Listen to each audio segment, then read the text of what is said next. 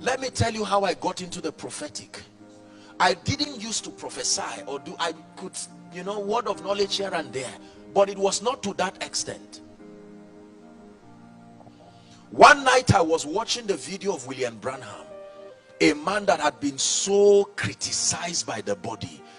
People criticized him that at the end of his life he went into heresy. Yes, truthfully speaking, there were adjustments, things here and there that I personally have reservations about.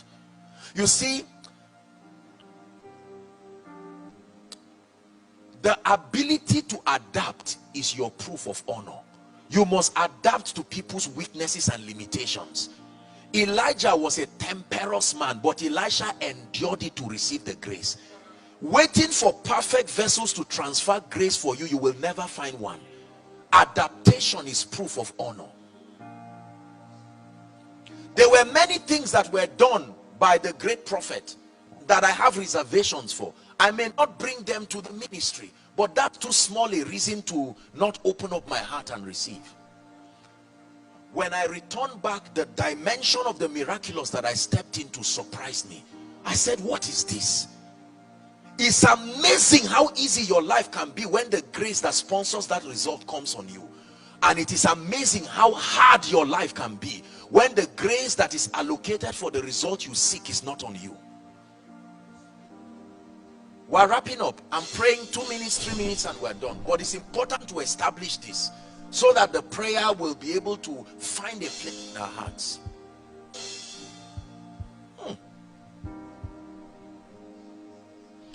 Jehovah will be your everlasting light. He'll be your glory, your strength, and your sight. The light of the moon will be like the light of the sun, and the light of the sun will shine 7 times as bright. When Yahweh binds up the wounds of this world, He heals all the bruises inflicted by this world. Hallelujah. I started singing that song because I'm seeing the vision of a man of God on his knees now. I'm seeing the vision of a man of God. You are a preacher, and I'm seeing you on your knees crying and saying, Lord, I've desired an impartation. I want you to know that your life is about to change. Please give me a little volume. You see, when I was watching William Branham, and I was just looking, he was an interview just like this, and I stayed with my heart broken. I said, God, look at this servant of yours. How come people cannot see the compassion and the humility? Listen, don't criticize a man until you know the weight of what he is carrying. There are ministers you are seeing, the burden and the grace upon their life is heavy. Pray for them, don't talk about them until you can. Look at Moses. Was carrying a dimension and was quiet. A part of his spirit came on 70 elders and none of them could stand. That's what one man was carrying.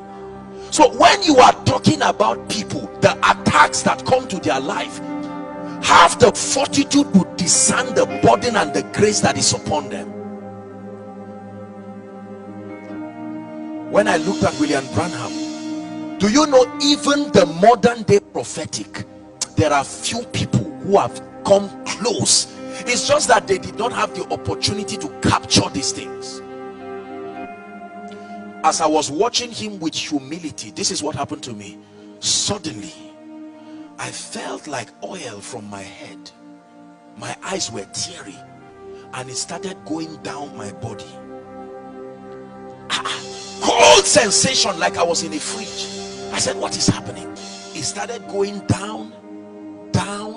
It took like 30 minutes, and then it just left. The next meeting I went to, and the heavens opened. Lord, what is this dimension you are bringing me into? Oh no. I remember when I went to pay for 2 women, they were buying sugarcane or something, I can't remember, and I told one of the women, for some reason I was drawn in my spirit. I said, these mothers, I may not have much to help them, But I said, can I sow into their lives? And I said, please, the woman was trying to lose her wrapper to pay. I said, this is a mother like me. Let me honor this woman. And then I began to, I brought out 100 naira, I think, and I paid for them. Pastor, when I did that, the women began to bless me. Frail mothers. And one of them looked at me and said, my son, forever walk upon gold.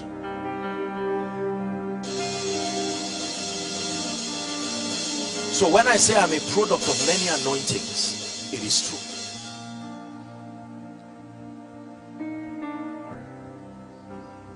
A product of many anointings.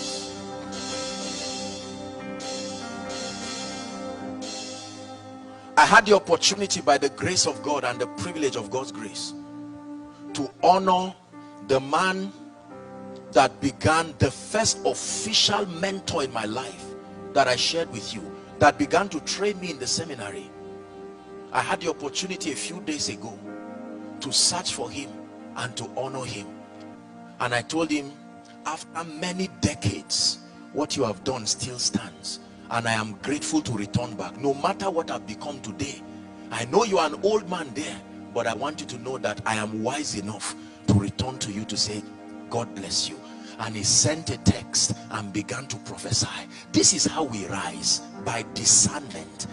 Emoji will destroy us, and you may not backslide, but you will camp at a level. You will keep preaching things you cannot defend. The grace dimension to defend your spiritual propositions is not there. And this is a generation that needs proofs.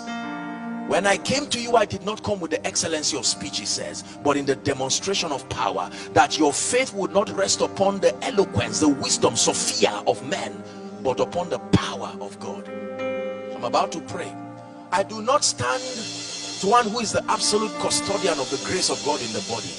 That would be flattery and that would be foolishness. But I can tell you one thing, I come as one who is a privileged steward of the mysteries of the kingdom for this generation.